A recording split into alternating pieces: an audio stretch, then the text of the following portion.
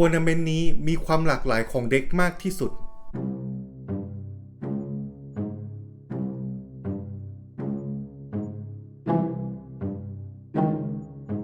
สวัสดีครับทุกคน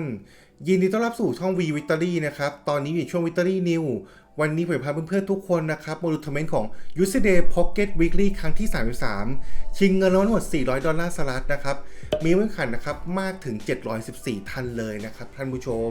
เดี๋ยวยังไงเรามาดูกันก่อนว่าทั้ง714ท่านนะครับเอาเด็กอะไรมาเล่นกันบ้างและแต่เด็กเขาแพ้ทางเด็กอะไรกันบ้างนะครับผมอันดับที่1เลยนะก็คือนิมเฟียเก็กโคงะ119คนนะอัตราวิลเลต51.5% นะครับแชมป์ก็เล่นเด็กนี้ครับเพื่อนๆผมมองว่าเด็กนี้เป็นแชมป์ในทัวร์ใหญ่ค่อนข้างเยอะนะครับผมของยูสเดย์ครั้งที่32ก็เป็นเด็กนี้นะครับครั้งที่33ก็เป็นเด็กนี้เหมือนกันครับท่านผู้ชมเดี๋ยวเรามาดูว่าเด็กนี้เขาแพ้เด็กอะไรกันบ้างนะครับถ้าด้านขวามือนะครับวิลเลตต่ำกว่า 50% นะครับทุกคนก็คือเขาแพ้มากกว่านะครับผมนี่เลยครับผมหลักๆนะครับเนี่ยครับเขาชนะ6แพ้12นะครับเขาแพ้ในส่วนของตัวซิวลีกัลพดค่อนข้างเยอะเลยนะอัตราวิลเลตแค่ 30% เท่านั้นนะครับผมมองว่าตัวซิวลีมันค่อนข้างเร็วอยู่แล้วนะครับผมถ้าได้เริ่มนะครับในคนที่2เนาะแปะ1จี้ตีไปก่อนนะครับถ้าฝั่งนู้นนะครับไม่อีโวมาเลยนะครับผมก็มีโอกาสที่แบบว่าจะอีโวซิวลีในเทิร์นหน้าแล้วตีเข้าไปสมมุตินะครับเขาเอาตัวนิมเฟียนะครับที่มีเลือด140มารับนะครับผมแต่ถ้าตัวซิวลีตัวนี้นะครับทอยได้หัวนะครับตอนที่เป็นไทนันอยู่นะผมบอกเลยว่าเกมของฝั่งนั้นพังแน่นอนนะครับผมแล้วถ้าเป็นเกมยื้อนะครับผมเราสามารถอีโวในส่วนของนาพโดสนะครับไปตบโตกีน่านะครับก็ได้นะถ้าตอนนั้นกีน่าเนี่ยเขาไม่แปะเจนเคฟนะครับเขาก็จะเหลือเลือด130ถ้าเขาเอาขึ้นมาตีใช่ไหมทุกคนแล้วก็นาพโดสเนี่ยขึ้นไปหวดวันฮิตชนะได้เลยนะครับผมแล้วเขาก็มาแพ้ในส่วนของตัวกีเรน่ากับดาร์กไลน์นะครับก็ชนะแค่19นะครับแพ้ถึง26เลยนะครับเพื่อนๆผมก็มองว่าการสู้กันเนี่ยของตัวกีน่ากับดาร์กไลน์นะครับผมคือกีน่ากับดาร์กไลน์การ์ดเขาที่เป็นเบสิกก็มีส่วนใหญ่ก็จะมีแค่4ใบนะแต่บางคนอาจจะใส่นิคิเลโกะมาเป็น5ใช่ไหมอัตราการขึ้นของตัวกีน่ากับดาร์กไลน์โอกาสขึ้นมันก็เยอะอยู่แล้วนะครับผมในการที่ไปแปะจี้ทำลายของเขาก่อนอย่างเงี้ยถ้าฝ่ายตรงข้ามเนี่ยหวังจะมาแบบเอากีน่าเนี่ยขึ้นมาหวดเลยเนี่ยผมก็บอกเลยว่าอาจจะค่อนข้างยากนิดนึงเนาะเพราะถ้าตัวกีน่าเนี่ยถึงจะมีในส่วนของตัวแจ้งเคปแล้วก็ตามนะอาจจะโดนดักไล่แปะจี้ก็ได้นะครับผมแล้วก็เอาตัวกีน่าที่ติดเลสตีไปอาจจะชนะแบบนี้ก็ได้นะครับแต่ถ้าเขาไม่ใช้ตัวกีน่ามาสู้ใช่เขาเอาตัวเก็กโคงะมาสู้หรือว่าเอานิมเฟียมาสู้นะผมก็มองว่าสู้ค่อนข้างยากเพราะว่าตัวกีน่ากับดักไล่ถ้าแปะจี้แล้วตีอย่างเงี้ยผมบอกเลยว่า2ตัวนี้ยังไงก็ตายแน่นอนนะครับผมก็เลยมองว่าอัตราชนะของเด็กเนี้ยค่อนข้างมากกว่านะครับแต่ถ้าถามว่าที่เขาแพ้เพราะอะไรส่วนใหญ่เขาจะสร้างเก็กโคงะได้ก่อนอาจจะเอาเก็กโคงะยิงตัวกีเรน่านะครับแล้วก็ถ้าฝั่งของเนี่ยครับนิมเฟียเก็กโคงะเนี่ยเขาสามารถสะสมกี้ตัวกีน่าเนี่ยได้ครบก่อนนะครับผมก็เอาขึ้นไปไซรัสขึ้นมาแล้วก็เอาตัวกีน่าของเราเนี่ยตบกีน่าของเขาไปโอกาสชนะของเด็กตัวกีน่ากับดักไลก็จะมากขึ้นมากท่านผู้ชมแล้วก็มาแพ้ในส่วนของตัวโซกาเลโอเลยนะคือผมมองว่าถ้าโซกาเลโอเล่นคนที่2นะอัตราชนะผมมองว่าอัตราชนะจะมากกว่านะครับทุกคนเพราะว่าเขาแปะแค่2จี้นะแล้วเขาก็ขึ้นมาลุยได้เลยนะครับผมแล้วเมื่อเขาลุยนะครับตัวกิเรน่าเนี่ยไม่สามารถแบบว่าไปสวนวันฮิตได้อยู่แล้วเพราะว่าเลือดเขาค่อนข้างเยอะนะครับแบบว่าต้องมีตัวเก็กโคงะขึ้นให้ไวด้วยนะครับถึงจะเอาตัวกีน่าเนี่ยขึ้นไปสวนตายนะครับผมก็มองว่ามันเล่นกับเด็กเนี่ยค่อนข้างยากเหมือนกันนะครับท่านผู้ชมอันดับที่2นะครับลิซาดอนนิมเฟีย63คนนะวิลเลจ 46% นะครับหลักๆตอนนี้นะครับผมมองว่านกเหลืองนะครับเป็นการระบาดของนกเหลืองมากๆเลยนะส่วนใหญ่เขาน่าจะแพ้นกเหลืองนะครับทุกคนนี่นะครับมีนกเหลืองอยู่1เด็กนะครับเนี่ยวิลเลจ 20% เนี่ยแล้วก็วิลเลจ 28 32ก็แพ้นกเหลืองนะครับแล้วก็ซิวารีเซราโอล่าเขาจะใส่นกเหลืองมา1เนาะแล้วเนี่ยอัตราชนะก็ 33% เท่านั้นครับท่านผู้ชมพอฮิโตะครั้งนี้เขามาสู้ไม่ทันอยู่แล้วนะผมมองว่าสู้ค่อนข้างยากครับหลักๆเนี่ยถ้าเรากดแรงกันเจอเด็กนกเหลืองถ้าเล่นเด็กนี้นะก็กดยอมไปนะท่านผู้ชมมันสู้ลำบากจริงครับผมเนี่ยแล้วก็ชนะ9แพ้ถึง19เลยในการเจอซิวารีกับออริคอริโอนะครับผมหลักๆที่ชนะนะครับเราอาจจะตบซิวารีได้ก่อนนะครับผม2ตัวเนาะ อาจจะเหลือนกเหลืองไว้นะครับแต่เขาอาจจะมีตัวเซราล่า1ตัวอยู่ข้างหลังอะไรประมาณนี้ทุกคนเราจะซาบิน่าตัวหลังมาฆ่าหลักๆจะชนะประมาณนี้นะครับผมแต่ว่าถ้าเกิดนะครับเขาล็อกไลน์เป็นออริคอริโอหน้าหลังแล้วผมมองว่าเด็กเนี้ยโอกาสสู้มันยากจริงๆครับเพื่อนๆแล้วก็มีมาแพ้ในส่วนของตัวนิมเฟียเก็กโคงะด้วยนะครับ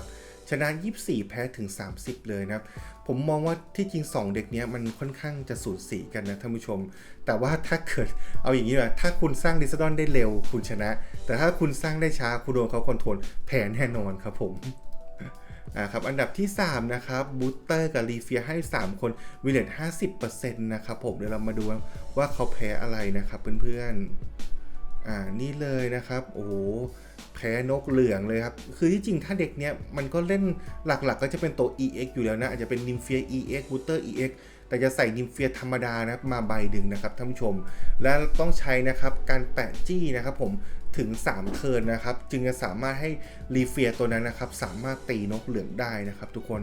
สมมุตินะครับเมื่อเขามาตีนกเหลืองแล้วนะครับถ้าไม่มีแจ้งเคปแปะให้ตัวรีเฟียตัวนี้นะครับผมในส่วนของตัวซิลวารีนะขึ้นมานะครับใช้การ์ดซัพพอร์เตอร์สักใบหนึ่งนะครับอัดทีเดียวครับตายแน่นอนครับทุกคนและที่เหลือเกมก็จะเป็นฝั่งของทางนกเหลืองเลยนะครับเพื่อนๆเนี่ยแพ้นกเหลืองค่อนข้างเยอะนะเดี๋ยวถ้าเพื่อนๆดูนะ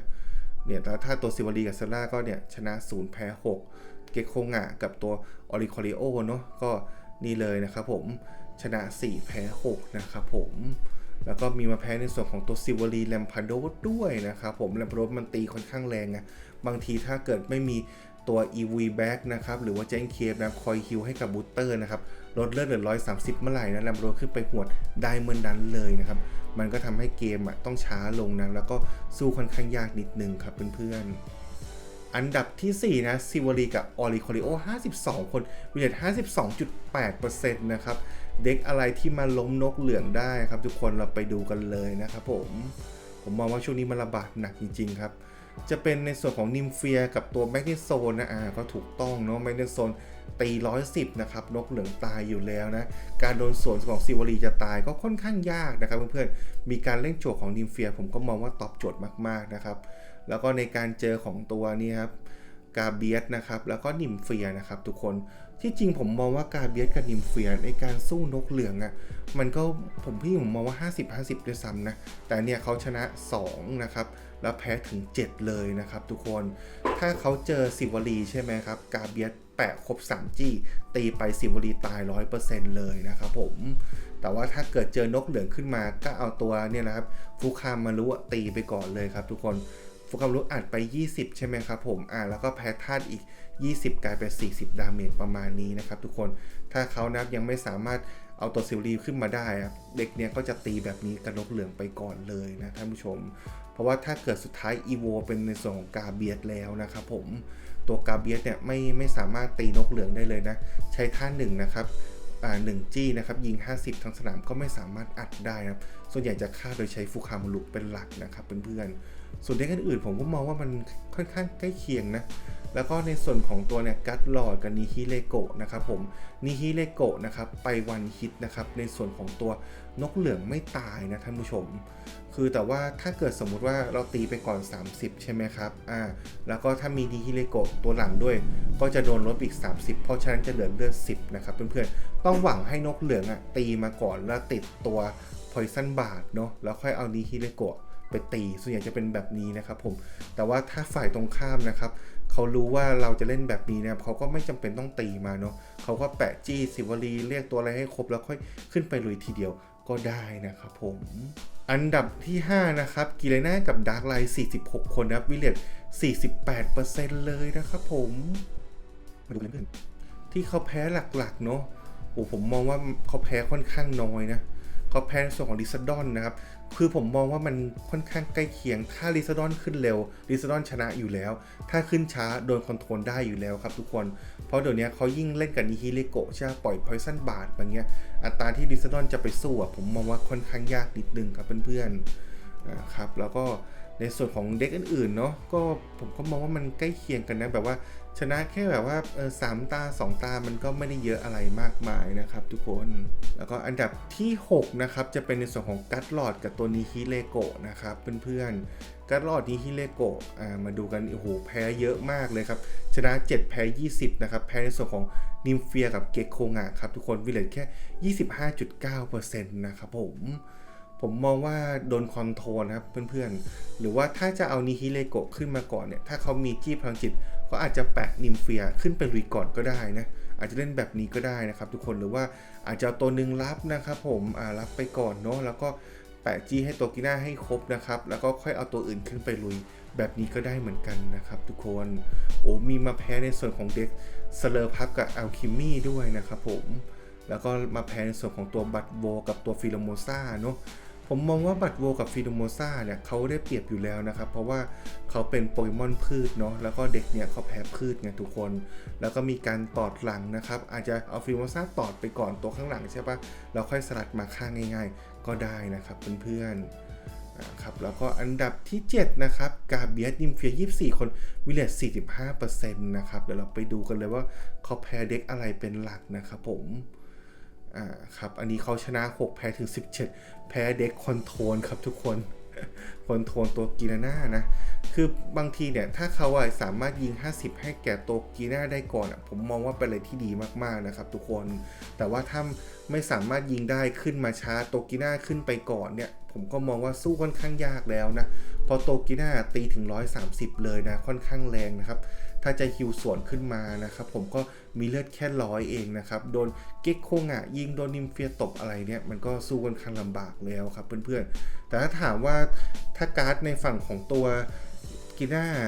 นิมเฟียเก็กโคงะไม่ขึ้นมีโอกาสชนะไหมมันก็มีแต่ถ้าถามว่าโอกาสจะไม่ขึ้นเลยไหมมันก็ค่อนข้างยากเพราะเขาเป็นเด็กโจทย์อยู่แล้วไงครับทุกคนนะครับผมแล้วก็มีมาแพ้ในส่วนของตัวเนี้ยซิวารีกับตัวเซราโอล่านะครับถ้าเขาแปะนกเหลืองลงไปนะผมบอกเลยว่าสู้ยากมากๆแน่นอนครับท่านผู้ชมแล้วก็มาแพ้ในส่วนของตัวซิวารีกับแลมพาโดสนะครับถ้าฟุคามารุหรืออีวุยอยู่ข้างหน้านะครับไม่สามารถอีโวได้โดนซิวารีแน่นอนครับทุกคนแล้วก็อันดับที่8นะครับจะเป็นทาปูโกโก้นะครับกับอาเซอุสครับเพื่อนๆอัตราวิลเลจ 48% นะครับคนเล่นทั้งหมด21 คนนะครับผมก็มองว่าแพ้นกเหลืองนะเพราะว่าทาปูโกโก้กับอาซิอุสนะครับก็เป็น EX เนาะ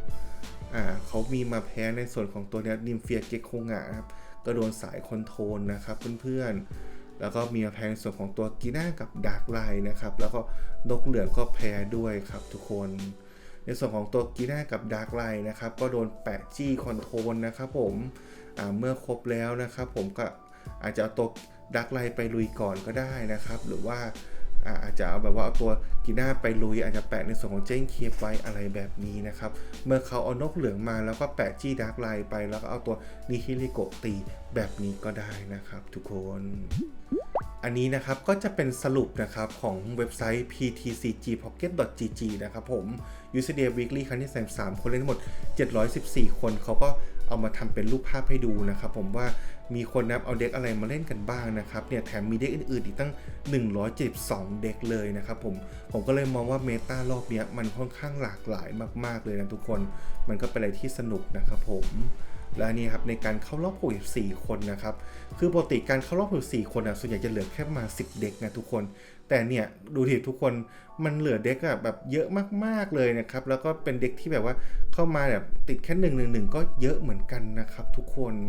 ผมก็เลยมองว่าเนี่ยทัวร์นาเมนต์เนี้ยเป็นอะไรที่หลากหลายมากๆเลยนะครับความเก่งของแต่ละเด็กมันก็ค่อนข้างใกล้เคียงกันไม่ได้เหนือกว่ากันมากจนเกินไปนะครับผม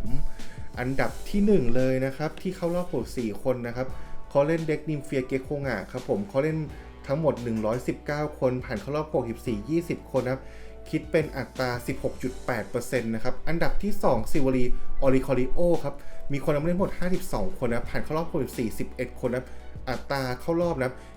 21.1% นะถือว่าเยอะที่สุดนะในบอร์ดนี้เลยนะครับเพื่อนๆอันดับที่3นะครับกีน่ากับดาร์กไลน์นะครับผมมีคนเล่นหมด46คนนะครับ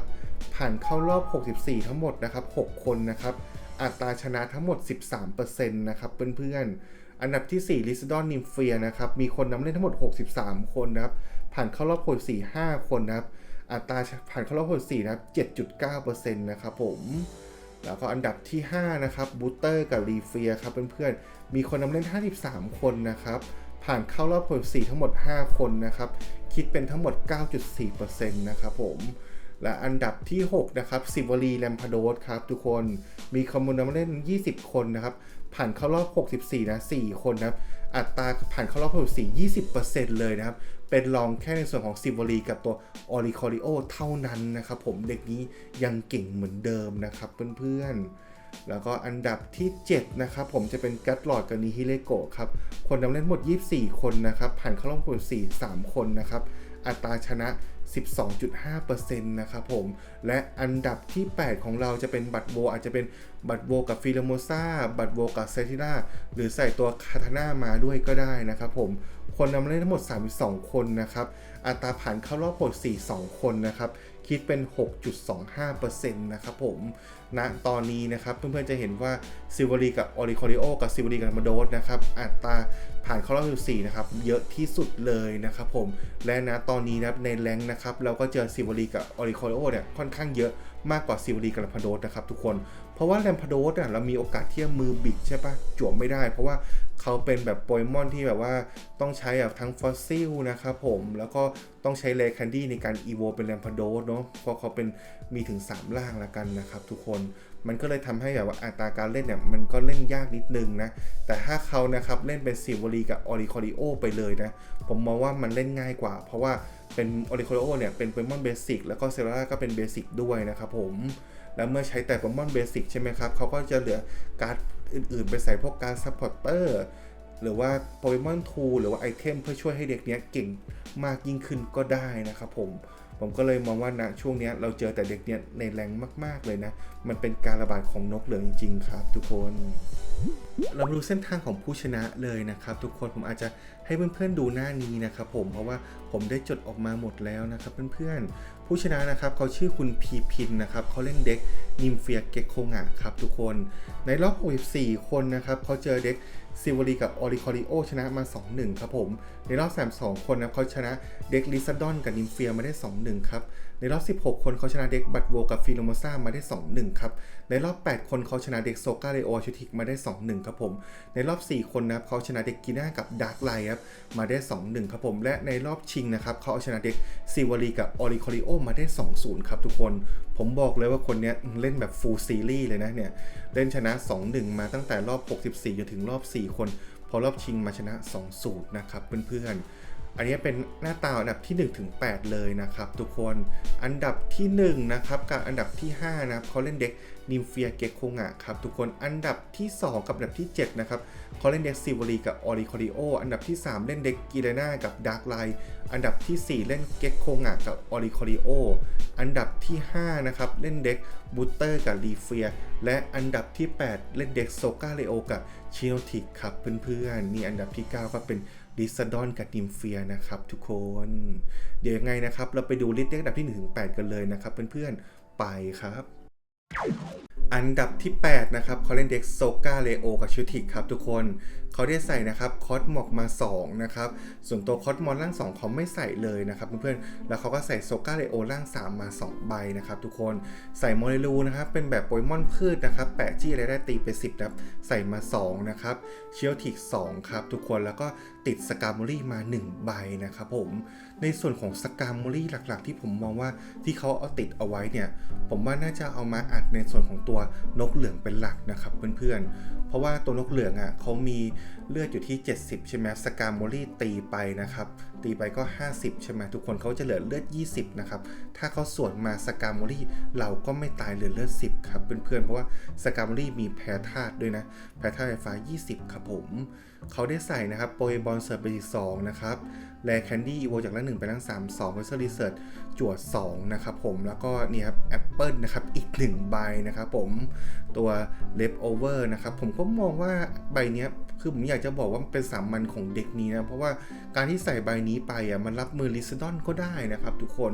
มันเป็นอะไรที่ดีมากๆเลยนะผมก็เลยมองว่า7ใบนี้เป็นสามัญของเด็กนี้นะครับทุกคนเขามีซาบิด้าอีก1ใบมาปิดงานนะครับหรือทงเวลาได้แต่หลักๆน่าจะปิดงานให้กับโซกาเลโอมากกว่าแล้วก็ไซรัสดึงมาปิดงานนะครับผมแล้วก็มีลิเลียนะครับช่วยฮิล1ใบนะครับ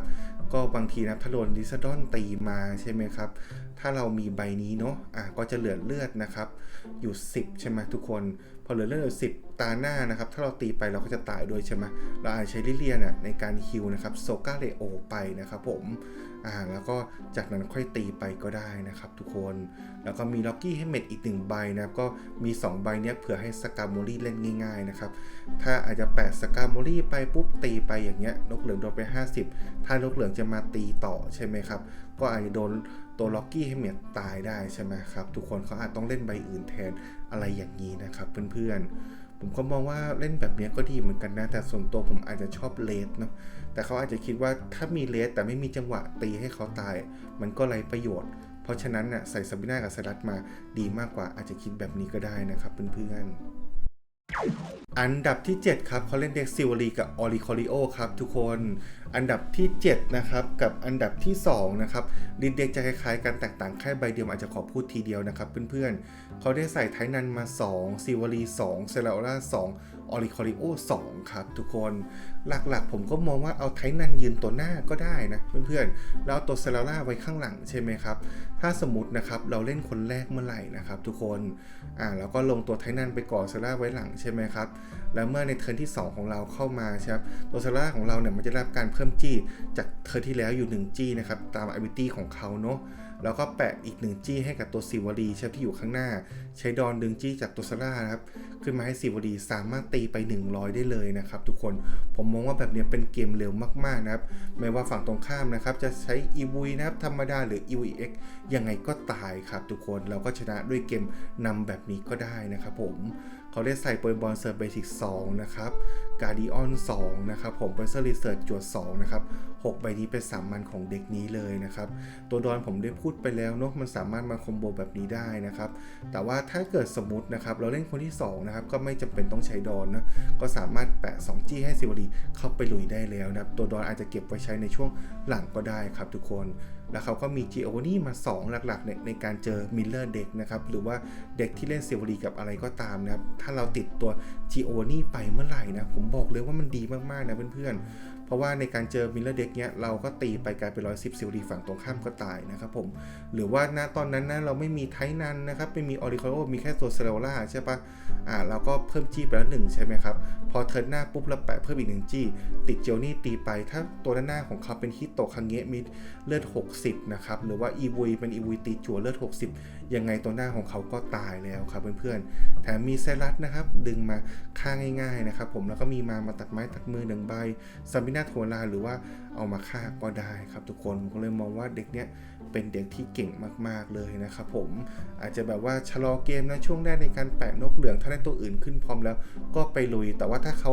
ไม่แปะในส่วนของตัวอันนี้มาโปรแกรมทูต่างๆนะเราก็นกเหลืองตีไปเรื่อยๆก็ได้เหมือนกันนะครับเพื่อน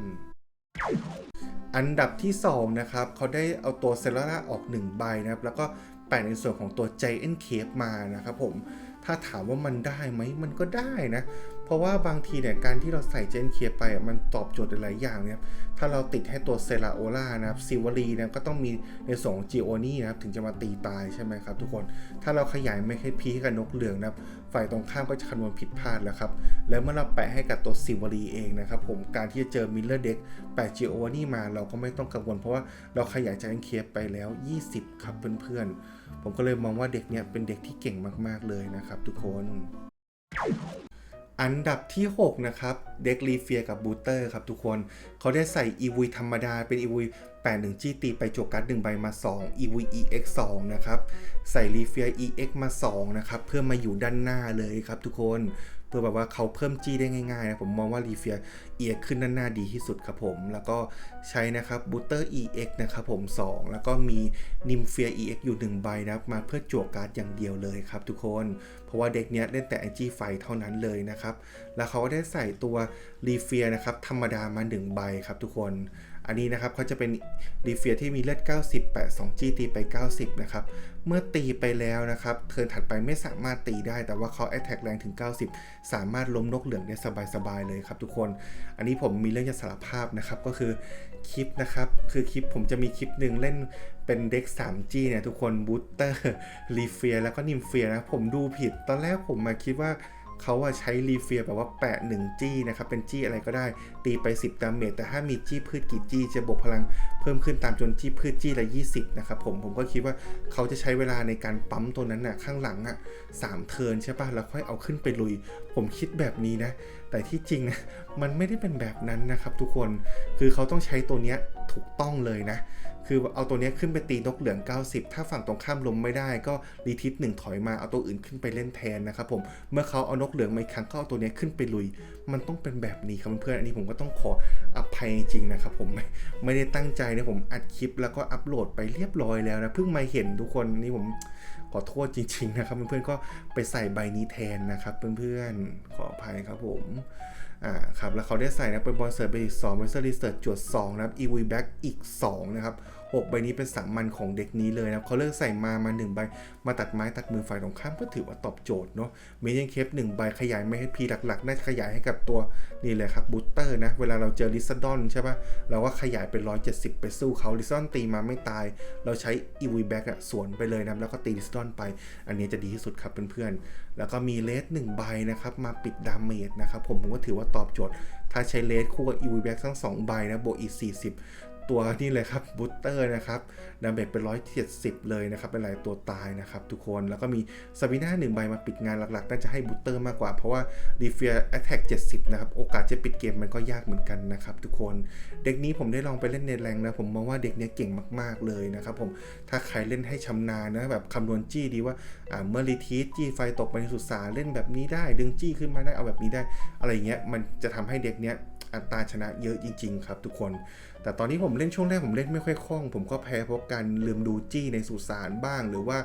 โดนซาบิน่าไปอย่างเงี้ยหรือว่าโดนไซรัสแบบว่ากักของเงี้ยไม่ใช้อีวีแบ็คให้เลือดเต็มก่อนมันก็เลยทำให้การเล่นของเรานั้นผิดพลาดได้ครับทุกคนอันนี้ก็ไปลองเล่นได้ผมก็เชียร์เด็กนี้จริงๆนะครับแล้วก็อย่าลืมนะครับเป็นรีเฟียใบนี้ในคลิปของผมได้ใช้รีเฟียผิดตัวนะขออภัยจริงครับทุกคนอันดับที่5นะครับเขาเล่นเด็กนิมเฟีย EX กับเกคโคงะครับทุกคนอันดับที่5กับอันดับที่1นะครับดีเด็กคล้ายๆกันแตกต่างแค่ใบเดียวเท่านั้นผมอาจจะขอพูดทีเดียวนะครับเพื่อนๆเขาได้เอานะครับดีเด็กของอันดับที่1นะครับในศึกของ UCD ครั้งที่2มานะแตกต่างแค่ใบเดียวนะครับผมเขาได้ใส่นะครับกบล่าง1มา2กบล่าง2มา2นะครับ EV 8 1จี้ตีไปได้จั่วการ์ด1ใบมา2นิมเฟีย EX นะครับ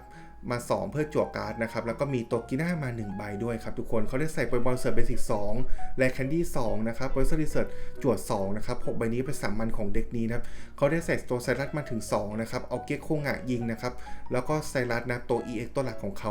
มาให้โตกิน่าฆ่าง่ายๆก็ได้นะครับทุกคนเขาได้ใส่เลดการ์ดไม่1ใบมาตัดไม้ตัดมือถือว่าตอบโจทย์แล้วก็มีเจนเคปอีก1ใบถือว่าดีจะแปะให้ตัวกิน่าเมื่อขึ้นไปตีก็ได้หรือว่าจะแปะให้ตัวเก็กโคงะหรือว่านิมเฟียก็ได้นะครับผมเพราะว่าถ้าฝ่ายตรงข้ามเป็นโซกาเลโอเงี้ยถ้าเขาใช้ซาบิน่ามาแล้วเรามีแค่ตัวนิมเฟียตัวเดียวที่อยู่ข้างหลังใช่ไหมครับนิมเฟียนะครับจะถูกตีนะครับแค่วันฮิตนะครับก็ตายแล้วเพราะว่านิมเฟียแพ้โปเกมอนเหล็กด้วยครับทุกคนตีมา120บวกแพททัด20ก็กลายเป็น140ครับเพื่อนๆผมก็เลยมองว่าบางทีถ้าเราเจอโซกาเลโออาจจะต้องแปะเจนเคียบให้กับเกคโคงะหรือนิมเฟียแทนก็ได้นะครับเพื่อนส่วนการที่แตกต่างใบเดียวก็คืออีลิดะครับผมเพราะว่าเด็กเนี้ยเขาใจจี้พลังจิตนะครับกับจี้น้ำอยู่แล้วนะครับทุกคนเพราะฉะนั้นนะครับการที่ใส่อีลิดะมาก็มีโอกาสฮิวได้นะครับเพื่อนๆถ้าถามว่ามันตอบโจทย์ไหมมันก็ได้เหมือนกันนะเพราะบางทีอาจจะโดนตอดดาเมจจากซิลเวอรี่จาก20-40นะเหลือตัวไหนก็ตามนะครับเรามาฮิวฟื้น40ไปเลยมันเป็นอะไรที่ดีอยู่แล้วนะครับผมอันดับที่1นะครับเขาแตกต่างกันแค่ใบเดียวเท่านั้นนะครับผมเขาได้เอาอีลิดาออกนะแล้วก็ใส่เป็นมาแทนนะครับผมก็คือจะมีมากับเลดการ์ดนะช่วยกันนะครับตัดมือฝ่ายตรงข้ามทั้ง2ใบเลยนะครับผมก็มองว่ามันก็ดีนะคือมันก็มีบางช่วงที่ตัวดาร์กไลท์กับโตกิน่าใช่ปะเขาใส่นะครับ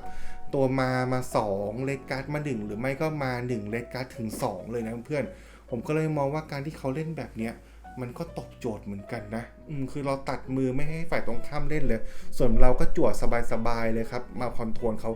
ง่ายๆเหมือนกันนะเพื่อน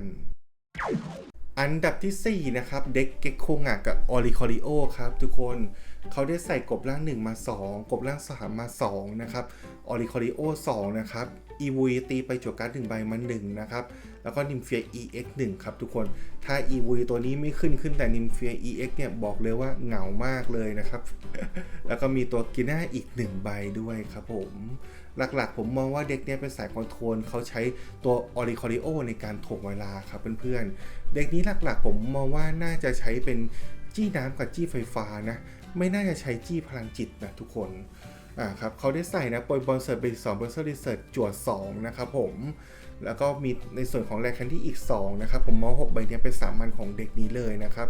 มีเลดการ์ด1ใบมา1ใบมาช่วยกันตัดมือฝ่ายตรงข้ามมีสลัด1ใบนะครับดึงขึ้นมานะครับให้ฝั่งเราฆ่าง่ายๆนะครับทุกคนแล้วก็มีเจนเคปอีก1ใบนะครับขยายไม่ให้พีอาจจะขยายให้ตัวกีน่าก็ได้นะครับผมหรือว่าเก็กโคงะออริคอริโอหรือว่าดิมเฟียอะไรก็ได้หมดเลยนะถือว่าดีมากครับผมแล้วก็มีอีดิดะมาช่วยฮิลนะครับผมมองว่ายังไงต้องเป็นจี้น้ำกับไฟฟ้าอยู่แล้วนะเพราะว่าใส่อีดิดะมานะครับเมื่อเราเอาจี้น้ำนะแปะที่ออริคอริโอใช่แล้วต้องมีจี้ไฟฟ้าให้เขาสามารถตีได้เพราะฉะนั้นน่ะถ้าเราฮิลปุ๊บเนี่ยผมมองว่าฝั่งเราได้เปรียบมากๆเลยครับทุกคนแต่ถ้าถามว่าถ้าเขาไม่เล่นแบบนี้นะครับจี้ไฟฟ้านะครับกับจี้น้ำเขาเล่นเป็นจี้อะไรครับเขาก็เล่นเป็นจี้น้ำกับจี้พลังจิตเหมือนเดิมก็ได้นะครับทุกคน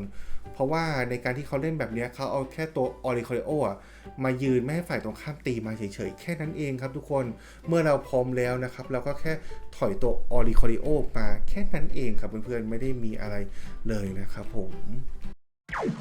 อันดับที่3นะครับเด็กกิเลน่ากับดาร์กไลน์นะครับเขาได้ใส่มาอย่างละ2เลยครับอันนี้เขาไม่ใส่นิฮิเลโกะมานะครับทุกคนผมได้ไปดูนะครับประวัติที่เขาเล่นแล้วนะครับผมเขาเอาชนะเด็กซิวารีกับตัวออริคอริโอได้แบบสบายๆนะผมก็เลยงงว่าจริงๆปกติดาร์กไลน์กับตัวกิน่าจะแพ้ใช่ไหมแต่นี้เป็นเขาชนะเลยนะครับผมเดี๋ยวเรามาดูลิสต์เด็กของเขากันนะครับเขาได้ใส่นะโปรบอลเซอร์เบย์2โปรเซอร์รีเสิร์ชนะครับจั่ว2ใบนะครับผมก็มองว่าหลักๆเนี่ย4ใบเนี่ยเป็นสามัญของเด็กนี้เลยนะครับเขาได้ใส่ซาบิน่า1สลัด1เลด1นะครับมาเป็นคีย์การ์ดนะครับผมในการปิดงานนะแล้วก็ได้ใส่กุ๊ดมาทำลายพลังทูของฝ่ายตรงข้ามด้วยนะครับมีมา1ใบมีเลดการ์ด1ใบมาตัดมือแบบสุดๆเลยนะครับผมแล้วก็มีเนี่ยโปเกมอนเซ็นเตอร์เรดี้หรือคุณจอย1ใบนะครับมาฮิว30แล้วก็ลาฐานะผิดปกติได้ด้วยนะครับผมแล้วเขาได้ใส่ฮิวโพชั่นมา1ใบอาจจะใช้คู่กับคุณจอยก็ได้นะครับทุกคนถ้าเขาใช้คุณจอยฮิวโพชั่นแล้วก็แปะเจนเคฟเข้าไปพร้อมกันนะครับสามารถรีเลือดสูงสุดได้ถึง70เลยนะครับผมอันนี้เขาก็ได้ใส่ลีฟมา1ใบนะครับอาจจะมาถอยตัวที่บาดเจ็บก็ได้หรือว่าตัวที่เราพร้อมจะลุยแล้วอย่างเงี้ยครับแล้วฝ่ายตรงข้ามไม่ตีตัวหน้าเรามาทีแล้วก็ถอยนะครับแล้วก็เอาขึ้นไปลุยได้เลยครับทุกคนผมก็มองว่าเด็กเนี้ยปัจจุบันก็ยังเก่งอยู่นะครับไม่ว่าจะเล่นกับนิฮิริโกะหรือว่าไม่เล่นนะครับผมแต่ว่าถ้าเล่นกับตัวนิฮิริโกะเมื่อไหร่ผมก็อยากให้แบบว่าใส่ตัว Poison Bard มานะทุกคนเมื่อฝ่ายตรงข้ามตีมาจะได้ติดพิษนะครับผมแต่เมื่อเจอกับนกเหลืองผมว่ามันก็แอบสู้ยากนิดนึงเนาะเราอาจต้องแปะจี้นิฮิริโกะให้ครบก่อนนะครับผมแล้วก็เอาแปะจี้ที่ดาร์กไลน์ไปเรื่อยนะครับแล้วก็นิฮิริโกะเข้ามาตีครับทุกคนมันก็จะเป็นแบบนี้เป็นหลักนะแต่ถามว่ามีโอกาสโดนสวนแล้วตายได้ไหมมันก็มีเช่นกันครับทุกคนแต่เด็กนี้นะครับเขาได้ใส่นะครับล็อกกี้เฮมเมตมา2นะครับแล้วก็เจนเคป1เจนเคปก็ต้องแปะตัวที่จะขึ้นไปตีแล้วไม่ให้ฝ่ายตรงข้ามสวนมาตายได้นะครับผมส่วนล็อกกี้เฮมเมตนะครับเราแปะเอาไว้ครับกันพวกออริคอริโอเนาะเมื่อออริคอริโอตีมาเมื่อไหร่นะครับบาดเจ็บแน่นอนครับทุกคนแล้วก็แปะจีดาร์กไลน์ไปเรื่อยๆเลยนะครับผมเล่นแบบนี้เป็นถ่วงเวลาแล้วก็สายคอนโทรลไปเรื่อยๆนะครับเมื่อเขาเอาซิวารีมาตีนะครับแล้วก็เอาดาร์กไลน์ขึ้นไปเก็บงานก็ได้หรือว่าตัวกีน่าขึ้นไปเก็บก็ได้เหมือนกันนะครับทุกคนก็มันก็ต้องมีการแลกกันบ้างนะครับผมในการเจอนกเหลืองนะครับโอเคครับทุกคนผมได้พูดลิสต์เด็กอันที่1-8ไปเรียบร้อยแล้วนะครับผมถ้าถามว่าผมชอบเด็กอะไรมากที่สุดผมก็น่าชอบเด็กนี้ครับบูสเตอร์ลีเฟียนิมเฟียนะครับทุกคนแต่ว่าอันดับที่1คนนี้เขาได้เอาตัวโปเกมอนคอมบูออกนะครับแล้วก็ใส่เป็นมาแทนผมก็บอกเลยว่าการใส่มาตัดมือ2ใบมันก็ดีจริงๆนะเพราะว่าเราตัดเขา2รอบเลยนะทุกคนส่วนเราจั่วกระจายเลยนะครับผมมันก็ผิดกันนะเนาะถ้าฝั่งตรงข้ามเขาแบบว่าไม่มือดีจริงๆนะก็น่าจะสู้เรายากมากๆแล้วครับผมเพื่อนๆก็ไปลองปรับกันได้นะครับผมถ้าเพื่อนชอบคลิปนี้ก็ฝากกดไลค์กดแชร์กด Subscribe ช่องวิววิตอรี่ทีนะครับผมแล้วเจอกันใหม่คลิปหน้าครับทุกคนบ๊ายบายสวัสดีครับ ผมขอนำเสนอ Over Top Up บริษัทเติมเกมมือถือราคาถูกสะดวกปลอดภัยมีเกมต่างๆให้เลือกมากมายไม่ว่าจะเป็น Pokemon TCG Pocket ROV TFT Genshin Impact Free Fire และล็อกเวอร์ชันต่างๆแต่ละเกมจะมีโปรโมชั่นต่างๆมากมายยิ่งเติมมากยิ่งได้ส่วนลดมากทุนจดทะเบียนบริษัท5 ล้านบาทเปิดมากกว่า5ปีโปรโมชั่นดีๆสุดคุ้มและปลอดภัยต้อง Over Top Up เท่านั้นลิงก์ Facebook Fanpage และ LINE อยู่ด้านล่างใต้คลิปนี้เลย